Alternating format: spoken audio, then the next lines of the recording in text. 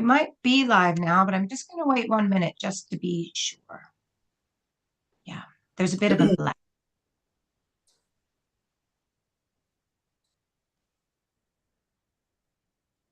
Kia ora, kia ora koutou. Welcome, everybody.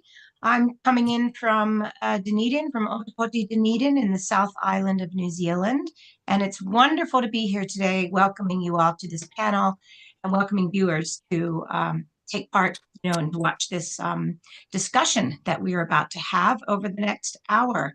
I'm delighted to see everyone here coming in from different places around the world, a few of us in New Zealand and some of you overseas. And it's really wonderful that we can do that in these panels that we run online. It's a really nice way to connect, which of course is one of the themes of our discussion. So I thought I would begin. I'm Michelle Elvey, and really nice to see everyone. I thought I would begin just by mentioning briefly everybody that we have in the group. And then, of course, you will probably, I hope, say more about yourselves. But I'll just go around the room and briefly, I'm not going to read the whole bios. They are on the website at nationalflash.org on the Festival of Flash page. But the bios, everything you can read about these people is there. But it's interesting to note certain things, which I think expands our notion of connection, because a lot of you are not writers of just one genre. You write across forms. You are also poets and performers and artists in other ways. So I'll just say a couple quick things. We have Cadence Chung. Really great to see you, Cadence, and to meet you here for the first time. We've had a nice correspondence. Besides being a poet and a writer, Cadence is also a mezzo-soprano and a composer. So that's really exciting to know, and we'll find out more about those things, I'm sure. Damien Dresick is a novelist as well as a flash fiction writer, and is also editor-in-chief for the journal Appalachian Lit. So he's wearing many hats, I think, a lot of the times. Lynn Jenner is coming in from the North Island in New Zealand, and from up in the far north. And she has an award-winning poetry collection, as well as she writes essays and poems and creative nonfiction. So she's a really diverse writer here in New Zealand. Penelope Duffy is coming in from Minnesota, I think. And Penelope, you have a memoir and a novel. And of course, along with that, award-winning flash fiction. So really diverse also in your approach to writing and creative expression, I think.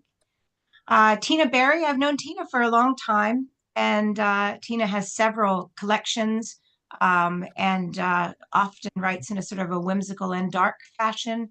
And you also teach, I know, at a couple of different places, including the Poetry Barn. So you also work across forms, I think. And I'm emphasizing these things because of the way I think we're all pretty fluid in the way that we engage our creativity. And I think that's going to be one of the things that we will hopefully talk about in our conversation around connection. And then we also have Robert Gepard, who everyone will probably know because he co-created many volumes of flash fiction published by W.W. Norton with James Thomas. And he's been involved in the short fiction world for decades, and it's really wonderful. But he also recently, just this year, has a brand new collection of flash fiction. So that's really nice to celebrate and welcome. All of you have several books underway. I think Robbie and Cadence have books this year. I think, is anybody else with a book this year? Yeah, so that's exciting. We have people with brand new work that's just been recently celebrated and honored. And a lot of you have, of course, very experienced lists of publications. So I thought we might just start with that idea of how you work across genre. And of course, the title says books, and we can talk about books. We will talk about your books. You might even read some from some work in progress or from a previous book. We'll see what we get to. But I really like this idea that everyone here, you publish books. You're in the business of writing your own stories and seeing them get out there. As I said before, a lot of you are editors, so you curate other people's, you coax other people's writing along, and you certainly work across platforms and fields and genre. And I think a lot of you are really boundary breaking in the way you do that. And I think I'd love to start with just a general question for the group to say, when you think about why your creative work connects, what is it you think of? What do you think of when you think about how you might be connecting with other people, with the stories on the page, with the readers, your audience? I mean, there's so many different levels of this idea of how we connect and why we are doing it as a creative undertaking in the first place. So, what do you think of first and foremost? Really, what's your primary maybe goal, or what do you see happening as you're writing and creating in terms of connection? Anybody can just jump in. We'll keep it flowing.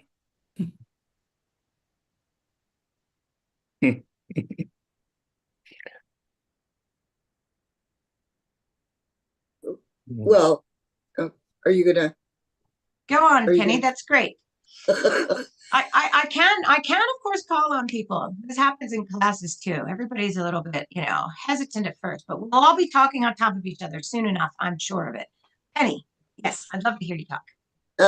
Well, I was just gonna say, I came to writing a little differently than I think most of you because I had a long career in neurosciences and which is why I'm in Minnesota. But so even though I was writing as a child and wanted to write and wrote many papers in academic textbook and so on, but the intersection for me, I was working with people who are impaired in communication, so neurologically based communication impairments and clinical and research. And I was at a meeting, and a woman came up to me and who was, in any case, she said, "For some reason, I think you're a writer." And she asked me if I'd written anything, and I told her I was writing something about my family's time in China. And I remember she said, "Send it to me." And she turned out to be connected to Random House. And so I sent her these things. I'm just mentioning this background because both that and the novel I later worked on, to see myself really as a writer is a little different from where you all come from, because sort of came to it late. The novel wasn't published till I was in my 60s. But in any case, what I have always wanted to do with writing is to connect to the reader. And I was pleased that with the novel, more than once, people have told me, I feel like this has become a personal memory of my own. So to feel like what, and there is this process, a lot of stuff just comes quickly to me. And then I just, write it out as fast as I can. And obviously with a novel or something like that, you have to think in terms of narrative arc and all the rest of it, all of which I had to learn. And but I think that it is hard to let your work go once you've finished it, because for me anyway, because I sort of am so into it in my own way. And it's a great leap of faith to let it go out there, not because people may not like it, but just because you're letting go of these characters or this narrative voice you've created or whatever it is. And now it's going to be taken in through the experience of someone else.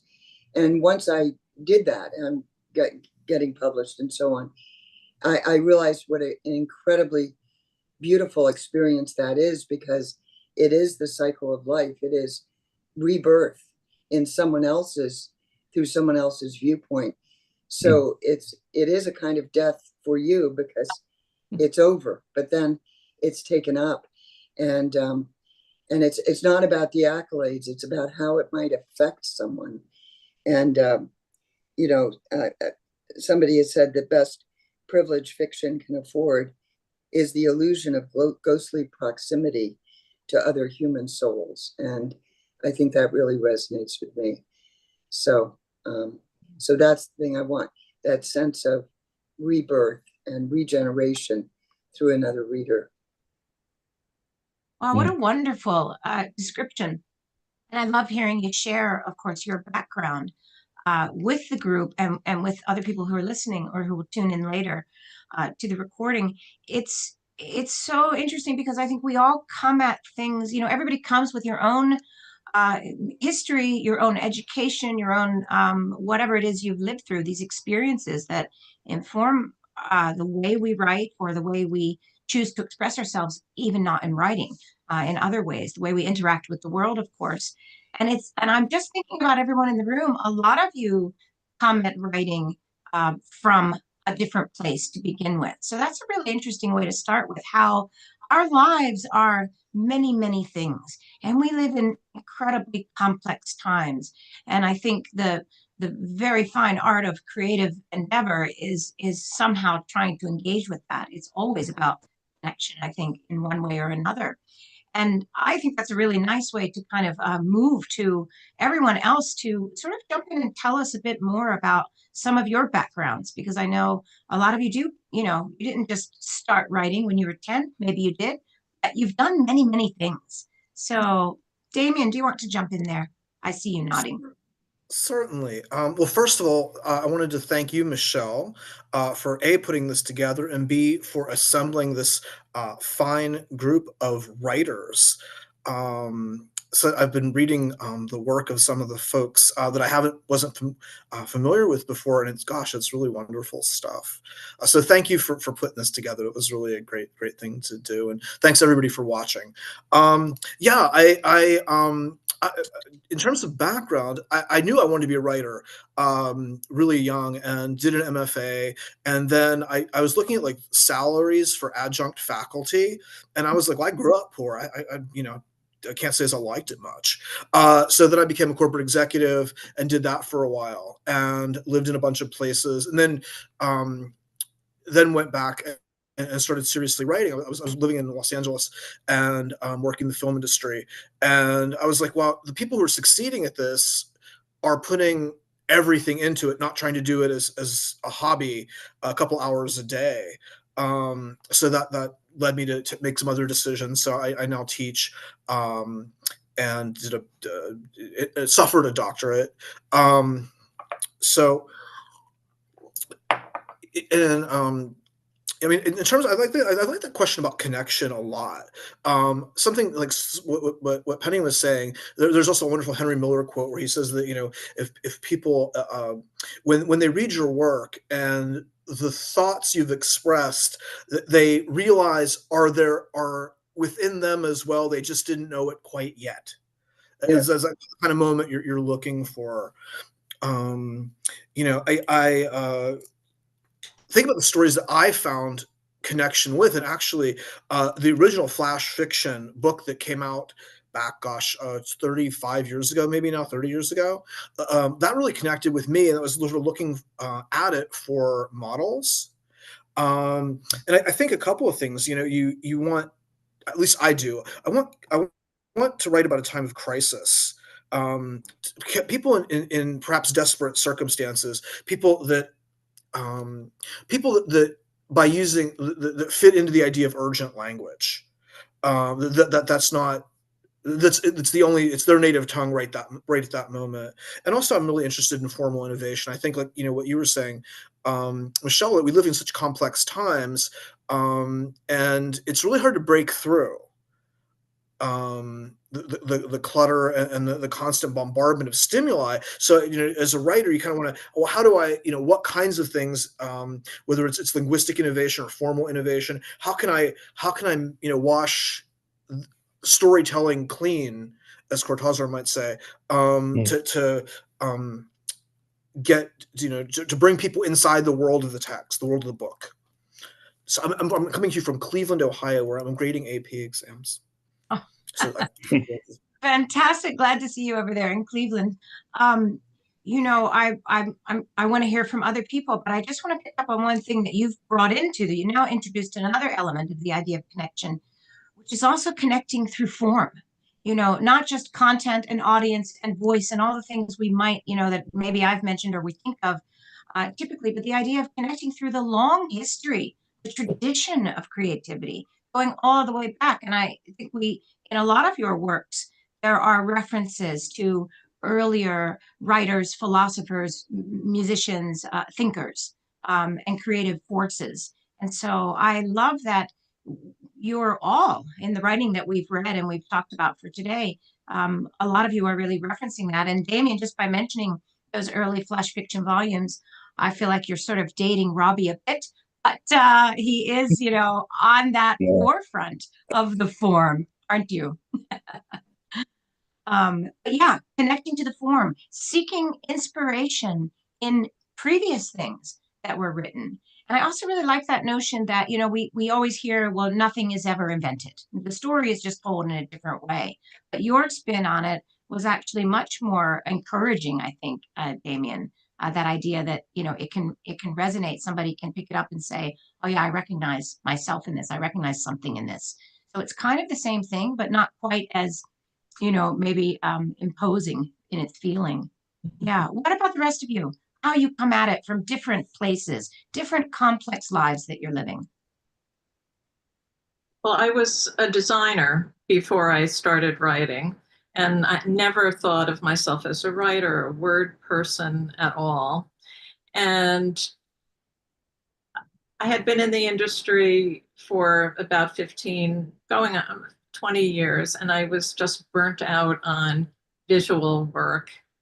And I thought that I had enough skill that I could at least write for trade publications.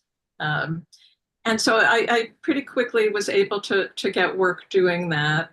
And then I did newspaper work and kind of segued into creative writing. But how I came to this very short writing, when I first started doing creative work, I was writing like short memoir pieces, 1,500 words around there. And after about a year, I got up the nerve to go to an open mic. But I had to cut down the word count to do this. I had like 5 minutes or something, 7 minutes, which I did.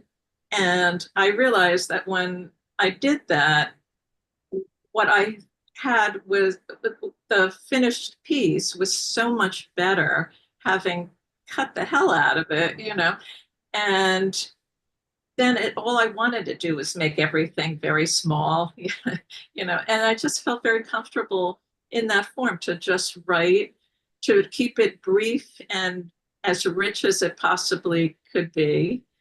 And that's what I try to do in terms of form, to write that way.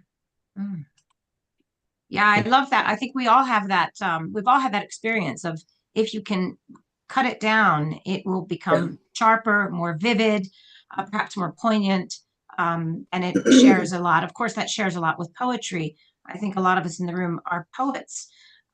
That brings me to you, Cadence. I wanted to ask you as well, just related to all of this, and make sure that we all jump in here at the beginning. Among other things, you all might not know this, but Cadence, I mentioned, she's a composer, she's a musician, she sings opera. So she's really working across creative fields. And among other things, I think did you edit the book called Mythos, an audio-visual anthology of art by young New Zealanders. So you're really interested in, the way art is speaking to us all, perhaps across platforms. Do you want to talk a little bit about your many experiences, Cadence? Yeah. The reason I'm wearing this little scarf today is because I'm off to the dress rehearsal of La Boheme for NZ Opera after this, and I'm in a wig cap right now. So definitely rushing from one thing to the other a lot of the time. But yeah, I started writing actually quite early, I think, compared to a lot of people. I was writing, from a very young age, like many of us, but I wrote my first book when I was around sort of 16, 17, and it was published when I was 18, which I have a lot of mixed feelings about that book now because it was, quite reflective of me at a certain time. But yeah, I think it's a really interesting one for me because writing has always been something I've done really for as long as I can remember. And it often seems to come from this really mysterious place, or at least I thought it did. I don't often sort of sit down and just write something, just for the purpose of writing something. It always kind of springs out of nowhere, and I have to write it down the instant I think of it. And yeah, for a long time, I did kind of view that as quite mysterious. But over the years, especially working in opera and composing on all of these different fields, I've realized how much I actually kind of take from other people's work, just reflect on things that I don't even necessarily realize I'm reflecting on, and that eventually all comes out in my work. So with my latest book, Mad Diva, it is very inspired by a lot of figures in the operatic canon. And I think that is just because I was consuming so much of that while I was writing it, and it was all just kind of being regurgitated through my own thoughts. And in a way, that's also kind of what I hope happens when people read my work. That isn't to say that I hope people, go and write poems necessarily, or short stories or whatever, inspired by my work. But I think that sort of being able to absorb something and have it come out in a different form in your own life is something that I always hope I'm doing with my writing. And it's also part of the reason why I do love editing, why I made Mythos, is that I was so interested in the way that especially all of the young artists here in New Zealand are doing this, are reading each other's work and, connecting with each other, taking little bits from each other. And so, yeah, I'm always just really keen to make it easier to find ways to, just connect all of those little bits and, express our own thoughts on different forms and contexts and genres that we're all absorbing in our daily lives. Yeah, that's really wonderful to hear. And so I feel like, the more we explore across terrain, the more exciting it can be, the more potential for energy there is. And I think that's something that I think of with Lynn's writing as well. Lynn, I know in the excerpts, the things that you're writing right now, and you sent us all some excerpts, you also often are referencing people who came before. So Cadence was talking about, how she uses the opera canon in this new poetry collection. And a lot of you have referenced other writers as well. And Lynn, you do that in a lot of your work, and you do it so well. It seems like you're always in dialogue with somebody else or something else. And I wonder if you want to maybe talk about that. Kia ora. Lovely to see everybody, and thank you for the invitation. Yes, so I regard my own life as being sort of in perpetual dialogue with a whole lot of people who aren't here anymore.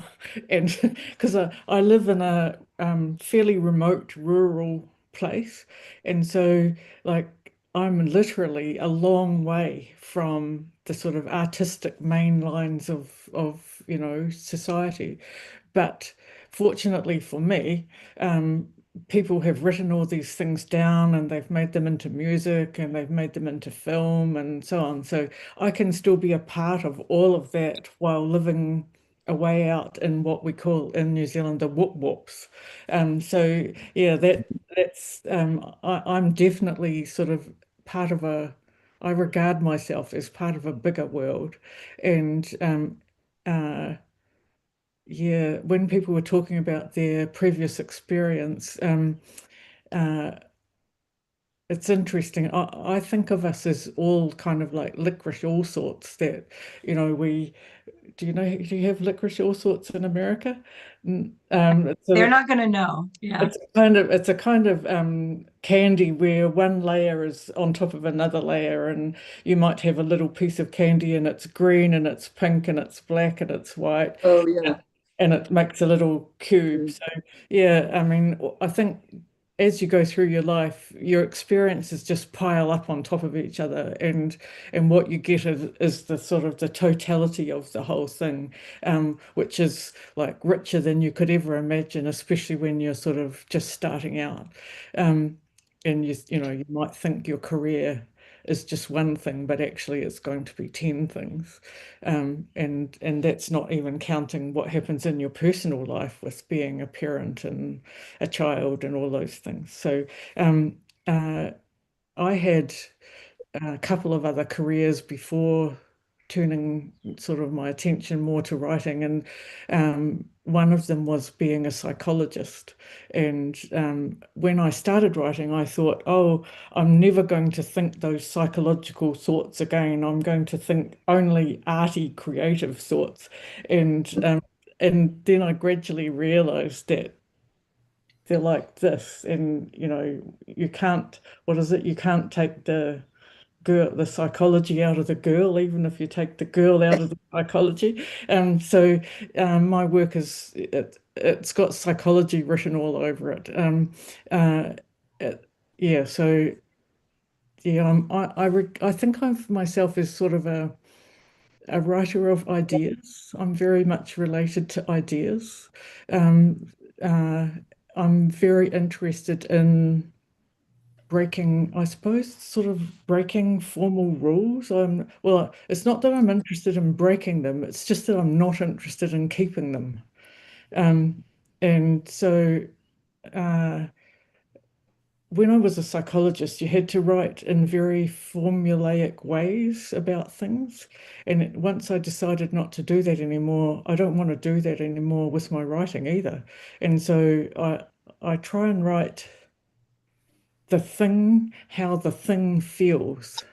And so if it feels like a lineated poem, well, it might come out looking like that. And if it feels like a little piece of prose, that might come out like that. And I'm just not interested in making it conform to a genre. So yeah, that's Yeah, also talking about form, not only your personal trajectory, your many multi-layered history, but the form and how the form can take you to new places of connection, either between yourself and what you're writing or the writing and the reader. That brings me to Robbie, who has had a long career as an editor, has edited multiple volumes of works of other writers, and also, of course, writes himself. Robbie, I'm wondering, oh, the other thing I wanted to add here is that he's currently the guest editor of the Best Small Fictions volume this year, and the 2025 volume is the 10th anniversary edition. And Robbie was there right at the beginning. So he's been on the board since it started. I think probably worked early on with Tara to sort of conceive the idea of the volume, and here he is now as the guest editor. So maybe you want to talk specifically about flash fiction because of your many, your huge dive into it, or maybe you talk about other forms and your own writing as well. But the idea that such a small piece of writing can connect so deeply or so widely, I think that's quite interesting, and I wonder what you might like to talk about. Yeah, all of those things. You said something about what kept you started on stories, and I thought the kind I like writing the most is start with a voice, and I don't know where they come from sometimes or what the story is. It's just one that Eddie said to send the lobster first class or whatever it took to get it to Wyoming alive and reasonably happy so they could boil it to death there. He made her smile talking like that. She'd fallen in with him, et cetera, et cetera. And so there's this, had to make up a story to go with that. Yeah, I'll go way back. I go back before Flash Fiction. Sam and I did a volume called Sudden Fiction. We thought about Flash Fiction as a title, but it was people liked Sudden Fiction better. This was pre-internet, almost 40 years ago. And it was a pretty strong preference. A lot of people were very negative about Flash, so we'll go Sudden Fiction. It was actually Flash Fiction. About 2/3 of it was Flash Fiction, few micros. It went up to 1,500 words. I think some Flash places go 1,500 now. But anyway, I did not start. When I started, let's see, Lynn and I think I started a little later in fiction. I think my first published story, which was pretty bad, I think I was 39. And I'd gone back to school, a little bit like Damien. I'd been I've done all kinds of jobs. I've been a security guard. I repossessed cars for a bank, a few things like that. Um, and I was starting to slip into the backs of literature classes because my mind felt like it was dying out there. So only later I thought, well, my dad used to write soap operas in the radio days.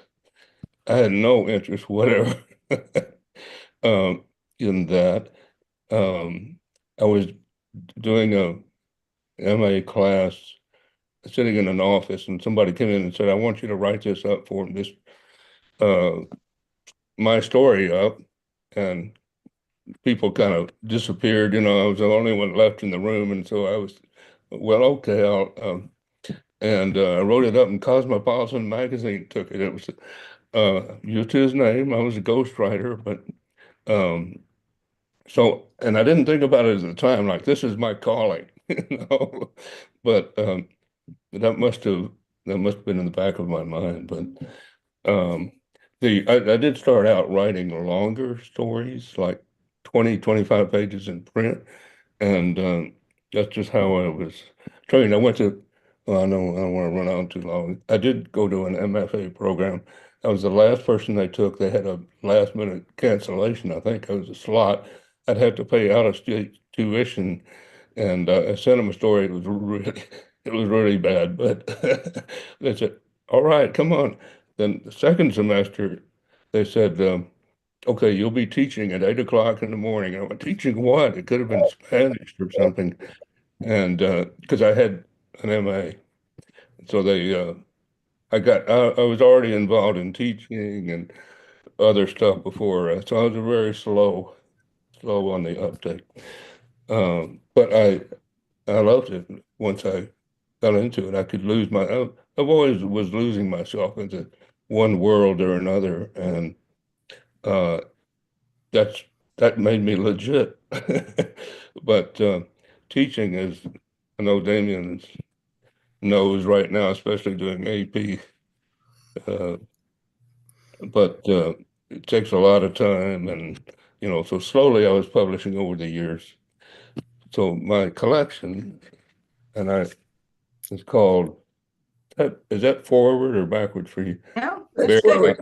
Yeah. Okay. Uh, is just collected from a lot of years.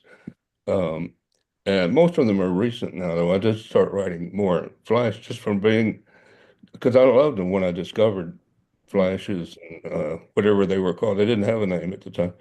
Um, and just hanging out with them, collecting them, and it was all research. We didn't do contests or submissions, and so that was eventually that's just what I was in the neighborhood of Flash, and so that's what I started writing.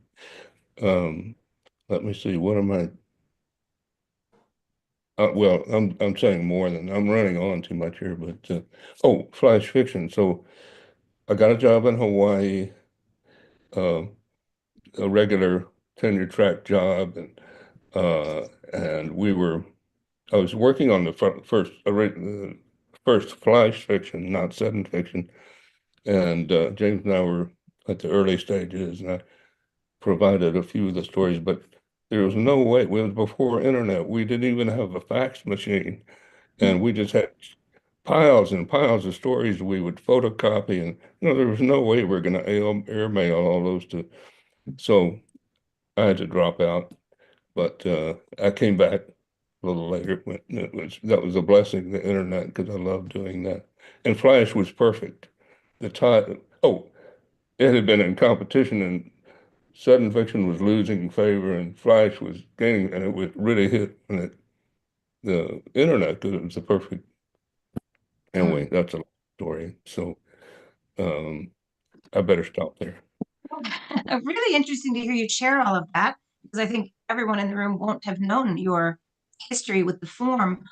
Also interesting to note, I think the term flash took a while to catch on in New Zealand as well. Partly because I think flash means, well, Lynn and Cadence, you can correct me if I'm wrong, but it sort of means fancy, like, I don't know, maybe even poncy. That's a flash car, that's a flash suit, you know. And so Oh, it doesn't have that feeling of, I mean, to me, it's rapid, quick, you know, something zesty and, you know, alive. But here it had a different kind of a feeling. But you know, it's a pretty active literary field in New Zealand, certainly. And you know, of course, flash fiction isn't new anywhere. People have been doing it for years, as you point out, even before we named it. Um, I think I'd love to hear you each talk a bit about your writing. I feel like in all of your writing, there's often something sort of dark and startling. And I don't mean dark and dreary, but you know, so Damien, for example, you're really good at satire and something that's quite startling in that way. But it might carry a kind of a lightness and absurdity, but it might have underlying meaning. Lynn, I always think that your writing feels like it has a kind of a quiet concern that's running deep. And I think of that a lot when I think of your writing. From the excerpts we read, also, um, you know, Tina's, and I know Tina's collection, I Tell Henrietta, which has a kind of a lot of different motifs that she follows, but it also has some imagery. You know, it's storytelling, but it's really sharp imagery that sticks with the reader for sure. And I think there was oh, in Cadence's writing, well, of course, Cadence has this new poetry book, and I've read a lot of your writing online as well as in your book. Um, I think, and a lot of you do this. So you know, I won't have examples for everybody. I'm just thinking off the top of my head. But Cadence had that amazing line in some of the samples that we read for this panel that said, "My secret is biblical. It has happened before it has begun." And it's that kind of writing that you feel opens up so many questions. I think it opens up more questions than suggests answers. And I feel like that's what the very small form, whatever you call it, can really do. I think microfiction has the ability to, it's evocative, it can post questions, it doesn't presume to bring answers. And I think poetry and the micro form can do that really well. You know, a novel will set up the whole story, beginning, middle, end, the history, the character depth and motivations, the suspense, all of it. Flash fiction, we know, is also called hint fiction, so it has to hint at some of it. I think something wonderful about the micro, and you're all very adept at the micro form, again, whatever you call it. I think the micro has that kind of central curiosity, and it holds those questions. It holds that space really beautifully, which often can be startling. And I guess my question is somehow about writing today. You know, a lot of you, I think all of us are writing, we're writing again in our complex times, and sometimes we're engaging with the world in very creative ways, of course. But I think because we're doing that, you know, no one here is being didactic or telling us how it is. You're trying to find creative ways to express something about this sometimes terrifying world that we live in. And so I'm wondering, how do you do that? Because that certainly is how we connect. We connect because of the questions we're asking of ourselves, of the world, of each other. Does anybody want to talk about the questions that come for you and how that might also, yeah, be a form of connection for you? Go on all at once. Lynn, I heard you chuckle. Yeah. Well, I was thinking about people are always quite doctrinaire about how, you know, how dreadful it is if you end up writing political poetry. And, you know, this is to be avoided. And, you know, if you write like this, it turns dead on the page and whatever. I think, you know, in these present times, I just don't think you can sort of quite get away with not having anything that could be possibly interpreted as political in the work. And if you don't talk about that, if all you talk about is, you know, beautiful trees and whatever, you know, I think you're doing yourself and you're doing the readers an injustice. And I think those poems, that you've written recently, Michelle, while you were in the States, they're beautiful examples of that, picking up on what is actually totally current. And like, if there is still a world in a long time in the future, then people will be interested in what it looked like to us. And as we are interested in what the world looked like to other people. So yes, I think that contemporary thing's really, really important. Um, I saw this little quote the other day from Karl Ove Knausgaard, and you probably might, be familiar with his sort of memoir writing, but he's written a paper recently called The Re-Enchanted World, Finding Mystery in the Digital World. And it's a really interesting paper about trying to apply yourself to understanding how technology actually is working in your life. And anyway, he says that he writes from the wish to see the world differently. And it's a bit of a flat description, but it seemed to really work for me that I'm looking for angles on the world. I want to know how the world looks to different people, and yeah, so that's where that kind of concern, I suppose, that you were referring to, Michelle, that's where that comes from. Yeah, anyone else want to jump in there? One thing I wanted to say, Robbie, being a night watchman, it was probably the best job I ever had for being a writer, because you're trapped alone in a building, and all you have to do is don't fall asleep. So it's you have to show up. You can't just be like, oh, I don't feel like it today. Cadence, I'm so excited to be on this panel with you. I'm a huge opera buff. I'm actually writing a braided essay. I used to be a club DJ in New Orleans, and I'm writing this essay about that ties into the opening of La Traviata, Verdi composing Traviata, and the drinking songs that got played in New Orleans as a DJ. But so I love that you're doing that. I'm going to send you. It's in my book, but it's not online. It was in a print magazine. A story I have that it is got talking dogs that are big fans of Verdi, and they are eating the socks of an unscrupulous portfolio manager who is cheating on his partner, who is an Oscar nominated but not winning film director. I think what Lynn was saying, all writing is political, whether explicit or not, whether it means to be or not. I'm just going to jump in there and add, I think that is the story that has the line something like, "Oof," says Luciano, and the other one says, "You can say that again." That is the story. I remember. Yeah, fantastic. Yeah. And again, there are different ways that we connect. How amazing to hear. I think you and Cadence will have a lot to talk about. That's quite neat. Yeah. So connecting through the topics of the day, connecting through history, connecting through the way we explore, the means of exploring. What other ways? What other things are occurring to you just as we're hearing each other talk?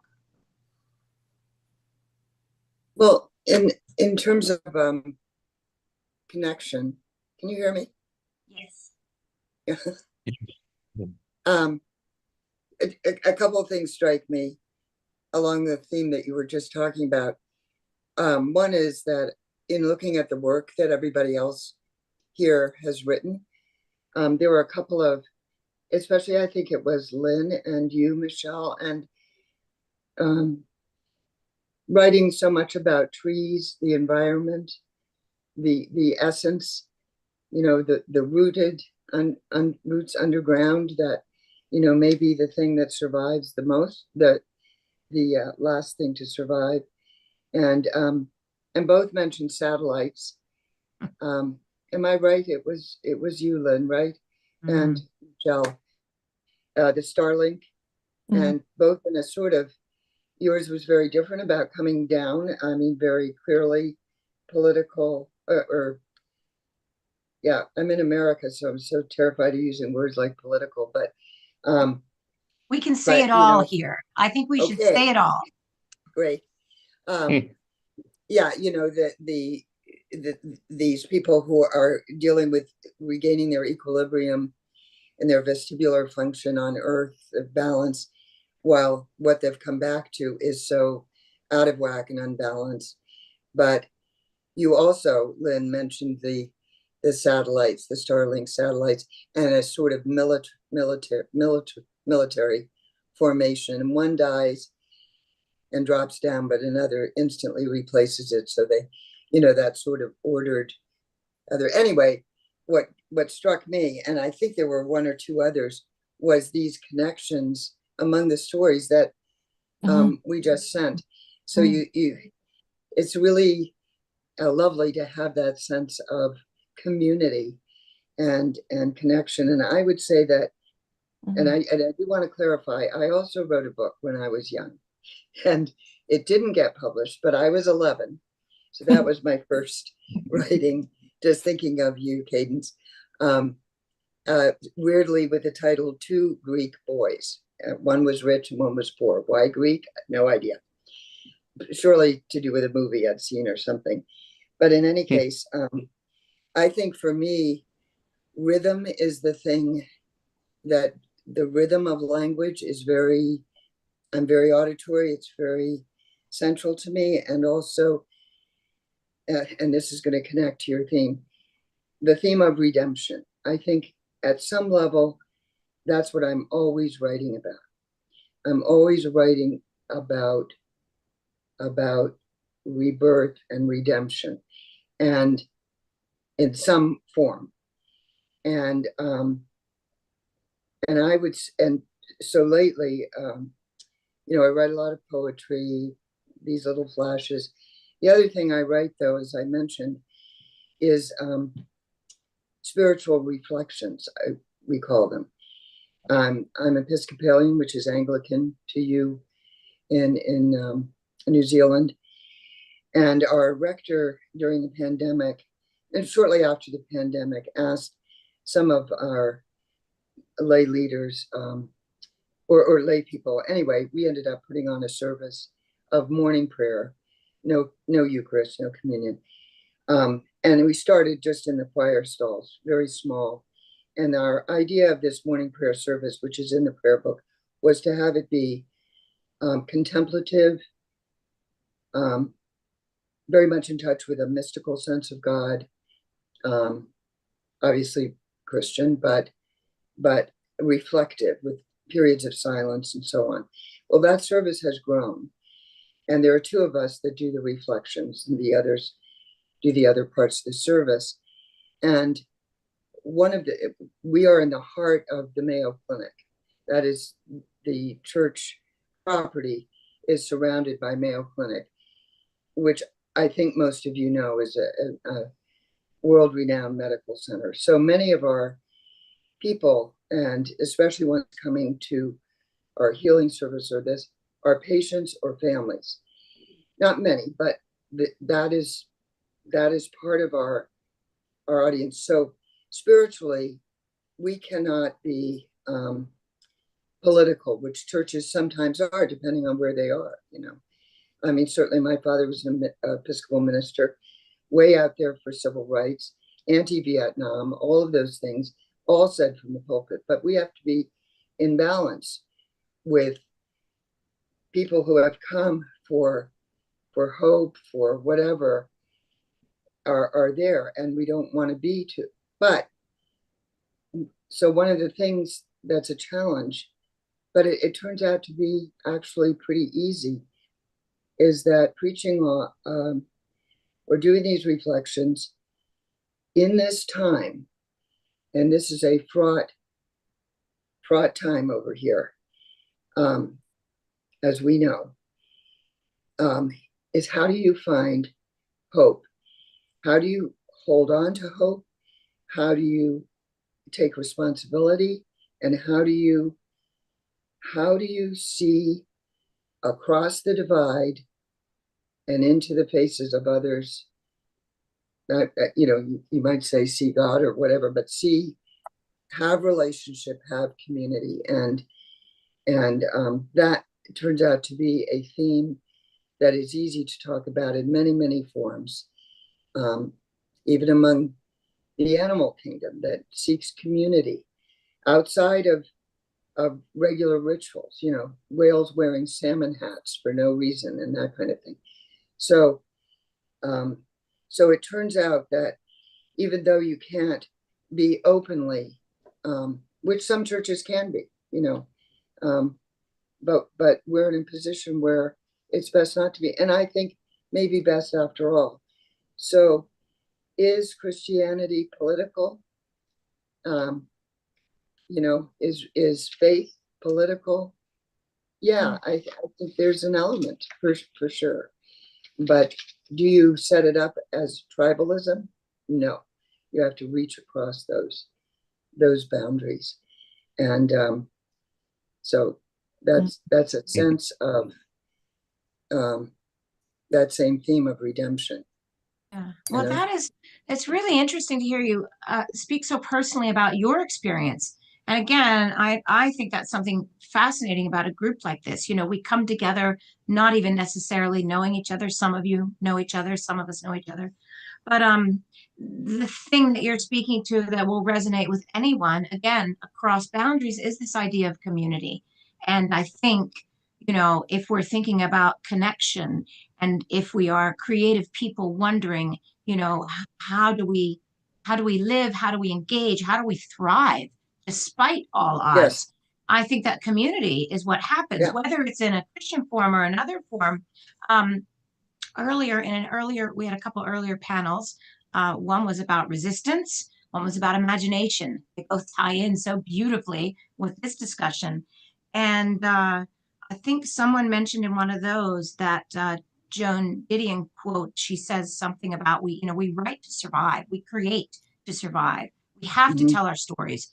Maybe it is she says we tell our stories to survive.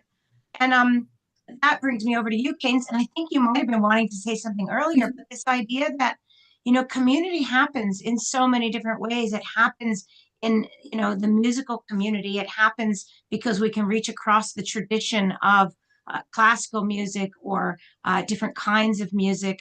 In New Zealand, we're very engaged with Maori traditions. So a lot of classical music these days, compositions are bringing in traditional Maori instruments. So there's lots of ways that these communities are not keeping small, but they're extending out to each other. And there's something really beautiful about that. And I think that's what happens with, I like to say all the time, we don't need to constantly label the kind of writing we're doing.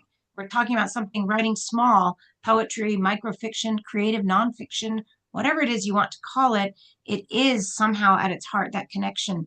And Cadence, I would just love to hear you talk to this topic. Yeah, no, I was just, listening to all of this has been so inspiring. I was just thinking of so many different things. Yeah, and it just reminded me what especially Lynn and Damien were saying before, and also I'm really looking forward to reading that story, Damien. That sounds amazing. That I talk often with one of my friends about this. It's a very sort of grand term, but a concept of almost like civic duty that I think writers have. And I think especially in this time, you know, writing for yourself can absolutely be a part of your process, but I think that's not enough anymore. And that's not what people want or need. You know, they actually want to feel like you're speaking to them somehow and that you're sharing something that we can all kind of take little parts of. And that's, you know, often a thing in performance, you know, in our acting classes and stuff. If you're performing just for yourself and keeping it all sort of internally, that's not actually what's going to reach people. And I think especially, you know, in all of these micro forms, it's often easier to do. I often, you know, I started out when I was very, very young, you know, trying to write novels and things like that. And, you know, over the years, I have found that, you know, when I'm able to just write something really small and compact and tiny, I find it so much easier to kind of project that out into an audience and have it hopefully, hit harder just because of how finely crafted and, tightly woven it is. And I do find that, people are wanting connection a lot more these days. My generation, so much stuff is online, which is, a really good thing, but also can mean that I think we're not often really speaking to each other directly. There's often, a screen or some sort of barrier between us. And so that's always what I'm trying to do in all of my art forms. And yeah, you're totally right, especially these days, the opera and the composing world are really intertwining in really interesting ways. And I think that is just people really feeling like, especially now, we just need so much more connection, and we need to kind of, band together to create these things that really speak to each other and, speak for what we're, kind of craving as a society, which is often just that sense of humanity that I think is often kind of becoming obscured in all of these layers of things we have to worry about these days. Yeah. Yeah. Can I just say one other thing about community? Mhm. Just picking up on what you said about the human connection. We drive to a town on the Mississippi my husband and I, every other week for a poetry reading there in Winona, Minnesota. And they'll have the invited poet or speaker. And then people get up to the open mic. And this is the most intense form of community. It is so uplifting, and so it doesn't matter the level. It's the ability to go up there and be vulnerable, and all the young people, elderly people, and all in between are going up to the microphone and doing their piece. And it is really spiritual. It is really face to face, supportive. You get just as much applause for something that was maybe mediocre or not quite good, and as you do for the others. I mean, everybody is supportive, and we don't know these. It's not like we know each other. And we get different people come, and I can't tell you the names of most of these people, and yet there is this feeling, and it's so wonderfully counter to the tribalism that we experience here. It is so wonderfully counter to the internet and these silos. It's just a magical, and we just fly home, 2 hours back to That's Rochester. wonderful. I love Yeah. hearing about that, and the idea that being together in person, it really matters. Of course, here we are Yeah. in Zoom. That's what today is all about, because Which is good. we get to connect across Yeah. time zones. But I wanted to ask a couple other of you about your real life communities, because that's also so important. So Tina, and the other thing is, we've been talking a little bit about, creative nonfiction, writing our world, that sort of thing. But of course, we also all write fiction and poetry that is fictional as well. And Tina, your books are often quirky fiction, maybe drawing on real life. And I wonder about your community sense when you're writing fiction in this sort of quirky manner, but you obviously you have a community as well. I do. And just jumping on the meeting in person, I think that since COVID has been, thankfully, able to sit in a group really feels spiritual to me. Yeah. That we're talking, we're supporting each other, we're reading each other's work. It just feels very important to be doing that. And I'm grateful that I have a couple of groups that meet and we do that. Yeah. And right now, I think that people are struggling, at least in the group, a couple of groups that I'm struggling with the idea that what they write really has to be political. It has to speak to what's happening in the news, what's happening around us. And I think if we can do that, that's great to be able to do that. And I think for writers to do that it's important now, but also can't say that your own stories, your own way of connecting with your experience and your history is something that we have to let go of now. And I just, it just feels like it's relevant just to be writing. It feels almost like a political act now. With everything that's happening in this country at this moment. Well, that ties in really nicely with some things that were said earlier in the imagination discussion, because of course, the very act of imagination it has to be about connecting and creating a space between people, a space that's sort of speaking across. Um, yeah, yeah, I wonder, yes, Robbie, go ahead. I just want to say, I'm in a novel workshop, writing a novel. Um, there, nobody talks politics. It's a no-no, So what inspires me, and I'm sure they're all over the place. I have no idea what their politics are actually, but they're not, well, they're all very interesting people. Um, but I get a lot of inspiration from literature, like Tina's. I wrote a line of hers. Uh, it was, let me see. Now I've lost it.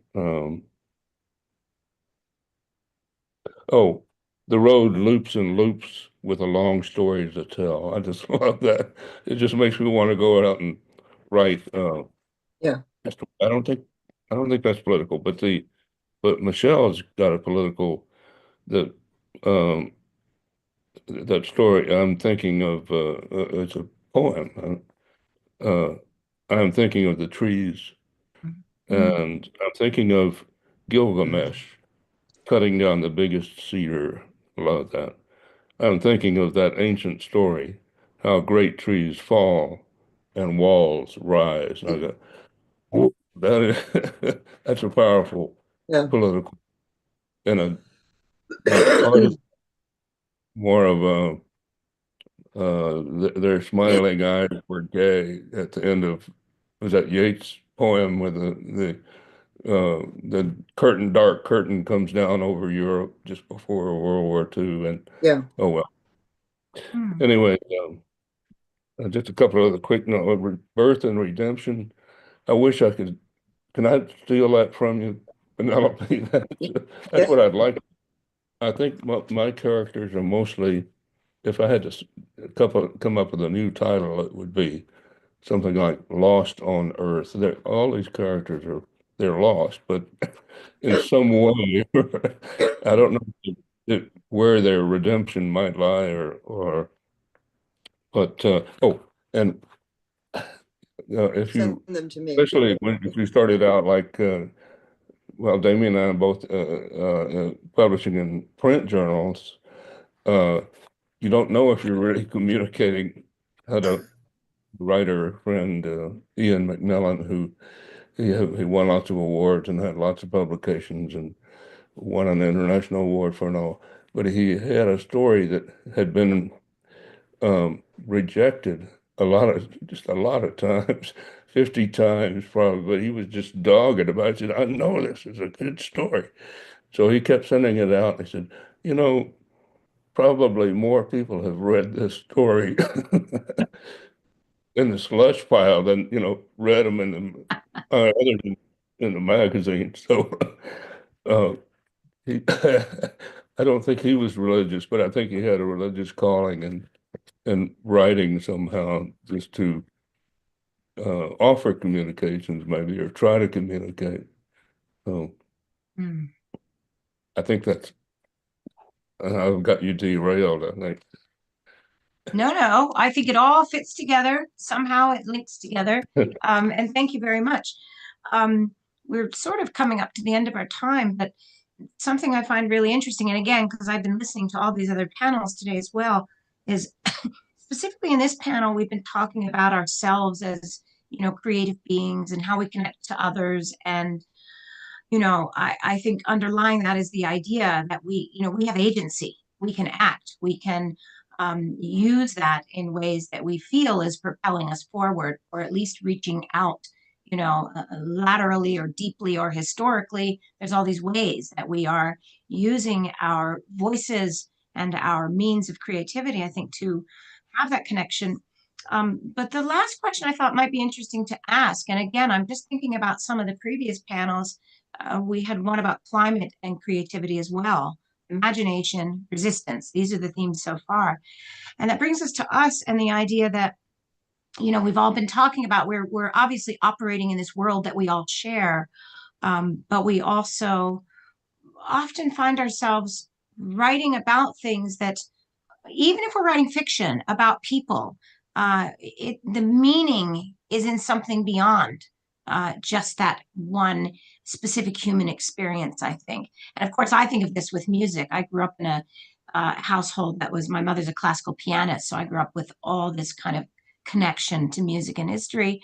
And I feel like it can really transcend, our stories can transcend our experience as human beings. So I just wonder if each of you, and I know, Penelope, you've already spoken to that really directly.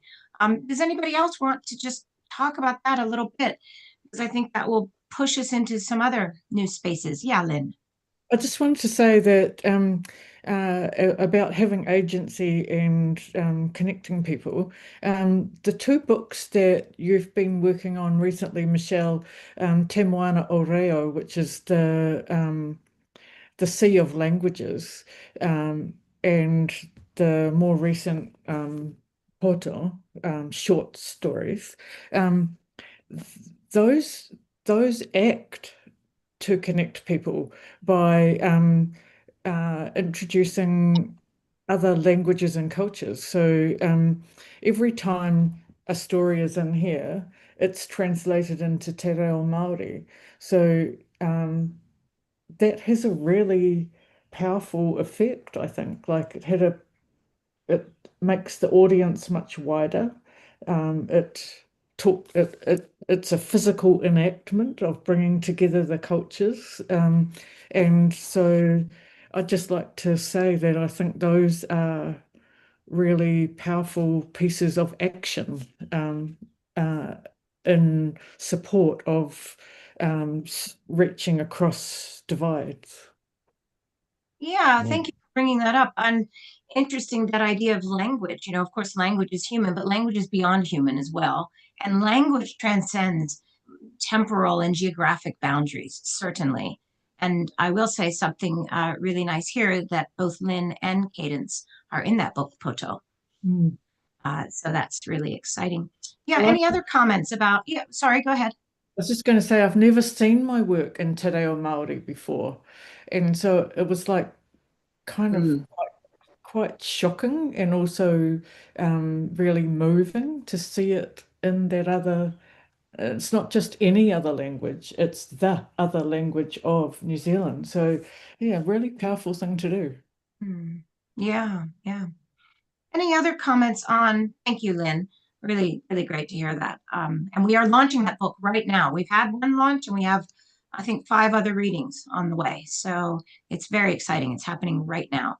Yeah, last comments about, the way somehow these connections are beyond human being. They're in the realm of language. They're in the realm of, I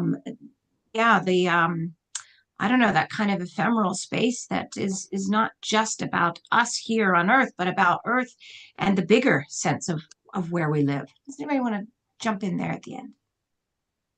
Actually, It's a very lofty question, I realize. Go ahead, David. Oh, I wanted to say something a little more nutsy boltsy rather than lofty, but something that I assume folks who are watching this many of them are also writers, and they're trying to make the in terms of connection, they're trying to get their work, out there to an audience. I mean, because otherwise it's something very, very different. And what Robbie was saying, like, about his friend, you got to be persistent. Don't let rejection get in your way. It's just, you don't even know why it's happening. It could be somebody just took a story that's the same topic. I think the best story I ever wrote, I submitted 77 times before it got taken. Fantastic. Yeah. So keep sending. I love that you brought us back down to nuts and bolts. It's incredibly important, and we've all been at it long enough to know the rejections happen, the acceptances happen.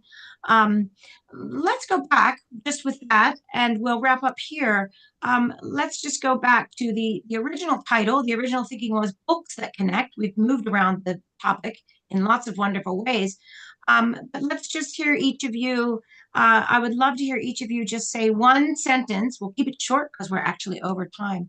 The one panel that I'm moderating has gone over. But anyway, it's been fantastic. I'd love to hear you each mention a title of your recent book and tell us, what it means for you, what you hope it means out there. Would you like to do that? Cadence, do you want to start? Yeah, the title of our latest book, sorry? Sure, or any book whatever you'd like to talk about. But in your case, perhaps it is the most recent because it's so fresh.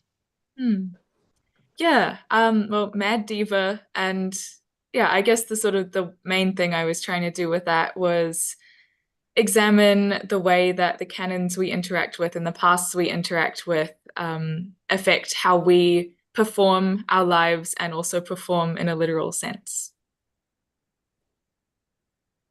Wonderful, really wonderful. Damien? Sure. My most recent book is called Fables of the Deconstruction. And I don't know how many people have seen this movie, Cocaine Bear, but the cover image is a bear working as a janitor. And it's the stories that was in McSweeney's. But my bear came out 10 years before Cocaine Bear, and he was addicted to methamphetamine, and he works as a janitor. So I guarantee you it'll be the best book you read all year that features a bear who works as a janitor in a mid-rise office building that has a drug problem. Excellent. That's really wonderful. Lynn, what about what you're working on or what you've written in the past? So I'll just talk a bit about what I'm working on at the moment. So the things that I sent out are part of that, and it's a formal experimentation to see what I can do with the constraint of never writing more than 5 sentences. So I'm having fun with stuffing some sentences full and keeping some sentences really lean. And so that's one thing that I'm doing. And then the other thing that I'm doing is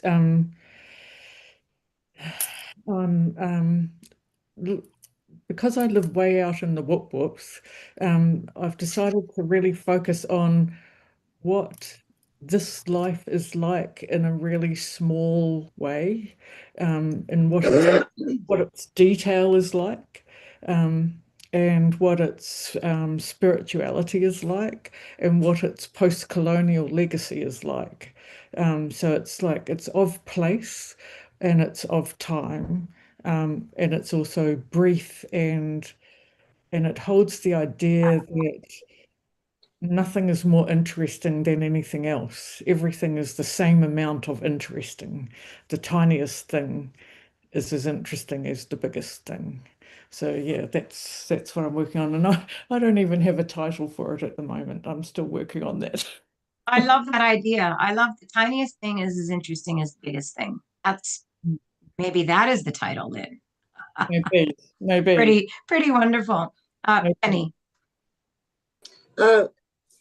Let's see, about 3 years ago, a friend of mine who's quite a bit older than I am sent me about 50 letters that I had written to her when I was in my 20s and 30s. And so I began to just write from those letters. But in terms of form, I'm not used, so I wrote them as fiction, the stories that I wanted to, really not knowing where I was going, sent it to an editor, and he said, "Are you sure you don't want this to be a memoir? Why are you writing it as a novel?" So there's that issue of form. And I'm very unused. Most of my things, like The Cartographer of No Man's Land, my book, my novel, are a male protagonist.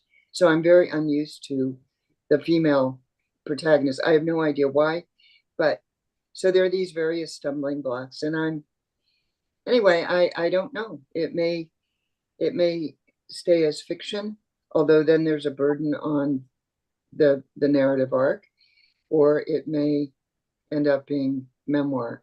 I'd like it to be fiction though. But the editor I sent it to said that's the big issue. He loves the voice, and it's kind of light, and yet with an undercurrent of no, I wouldn't say tragedy, but sorrow. And so, but it's quite interesting to revisit your own self Yeah. back 50 years ago. Yeah. And see Yeah. who you were and how you were thinking. And I used to write, Right. you know, back then people wrote letters. Really, it almost took the place of writing in some ways. You know what I'm saying? Yeah. Yeah, that's really wonderful. The idea that we're, again, this idea of community, we're in dialogue with each other, the world, but also with our previous selves constantly. Mhm. I'm just going to, I think we have to wrap up pretty quick, but Robbie and then Tina, let's hear what you're working on or a book that you'd like to talk about. Share a I've title. already counted my, We know, but hold it up one more time. I'll Yeah. say that my novel is, it's, the first draft is in manila folders and they're in wire, a long thing of wire things that, because I wanted to print it all, and it looks like a, kind of like a giant caterpillar going under my office windows over here. It has a working title, Marina. It's about that's just a place. And I don't know what else I've got up on blocks in the backyard, but there are a few things. It's fantastic. Thank you. And Tina, do you want to tell us about Henrietta or do you have something else on the go? Yeah, I Tell Henrietta came out in August. It's a collaborative book. I worked with my friend who's an artist, and she created 9 pieces of writing. I'm I'm gathering some poems together. I probably have enough for a book now, but I am not exactly sure. It hasn't quite, I don't quite know what it is yet. There's a lot of poems about motherhood, about aging, about my mother and her decline and death. So I'm just not sure. There's a lot of more lineated poems than I usually have. Not sure if they'll stay that way. So it's still very much a book. Well, I love that everybody, at some point or another, we've touched down on not just what we're working on and the contents and the themes that we're interested in, but also that idea of form. That seems to be constantly what we're all turning over. And of course, all of this helps us connect. And again, with each other, with people who are listening, with other readers, and certainly in many, many ways with the world. And I do love that all of you have taken so much of your time and shared with us. Thank you very much. I think that's a great place to end. And I think everyone will really enjoy this conversation. I know I have. So thanks very much again. And I loved spending time with Thank you. And I you. hope to see you again. Thank you. Thank you.